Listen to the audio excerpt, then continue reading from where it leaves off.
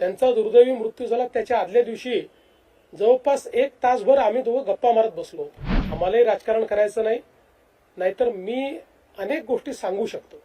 काय घडलंय, काय घडतंय, मला सगळं दिसतंय. पण कोणालाही विरोध केलेला नाही.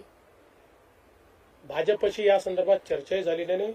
मी पुन्हा एकदा सांगतो की राष्ट्रवादी काँग्रेस पार्टी हा एक स्वतंत्र पक्ष आहे.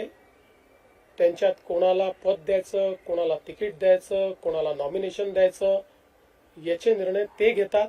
ते निर्णय आम्ही घेत नाही.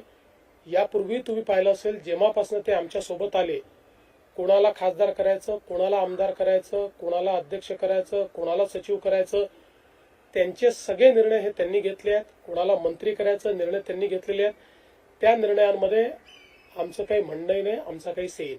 मी दोनच गोष्टी याच्यात सांगेन. खरं म्हणजे आता हे सगळं बोलायची वेळ नाही, पण दोनच गोष्टी सांगेन की समजा अजित पवार साहेब हे अशा प्रकारचं कुठल्याही एकत्रीकरणाची चर्चा जर करत होते, तर ते कुठली चर्चा भाजपशी चर्चा केल्याशिवाय करतील का? त्यामुळे ते जर चर्चा करत असतील तर त्यांनी भाजपशी चर्चा केली असेल. ते करत नसतील तर वेगळी गोष्ट आहे. त्यामुळे मला असं वाटतं की पहिल्यांदा तर हे लक्षात घेतलं पाहिजे. पुन्हा एकदा सांगतो, चर्चा करायची नाही करायची, विलिनीकरण करायचं, सर्वस्वी 100% राष्ट्रवादी काँग्रेस पक्षाचं डोमेन आहे. हा आमची अपेक्षा एवढी असेल, कुठलाही निर्णय घेण्याच्या आधी त्यांनी आमच्याशी चर्चा एकदा करावी, आणि ते करतातच आणि ते पुढेही करतील. त्यामुळे याही संदर्भात दुसरं, समजा अजित पवार साहेब अशा प्रकारच्या चर्चा करत होते, तर ती चर्चा ते एनडीएतनं बाहेर पडण्याकरता करत होते का? ते का सरकारमधनं बाहेर पडणार होते का?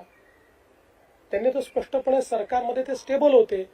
त्यामुळे रोज काहीतरी कन्फ्युजन तयार करायचं आणि मग आपली इकोसिस्टीम वापरून ते कन्फ्युजन इको करायचं, ही पद्धती अयोग्य आहे, ही योग्य नाही आहे. बघा, असं आहे, आत्ताच्या परिस्थितीत आम्हालाही राजकारण करायचं नाही, नाहीतर मी अनेक गोष्टी सांगू शकतो. काय घडलंय, काय घडतंय, मला सगळं दिसतंय. मी सगळ्या गोष्टींचा साक्षीदार आहे. आणि तुम्हाला सगळ्यांना माहिती आहे, माझे आणि अजितदादांचे जे संबंध होते त्यात जवळजवळ सगळ्या गोष्टी ते मला सांगायचे, माझ्याशी शेअर करायचे. त्यांचा दुर्दैवी मृत्यू झाला त्याच्या आदल्या दिवशी जवळपास 1 तासभर आम्ही दोघं गप्पा मारत बसलो. त्यामुळे मला असं वाटतं की या बाबतीत शेवटी खालच्या स्तराचं राजकारण करणं योग्य नाही. त्यांच्या पक्षाने निर्णय घेतला.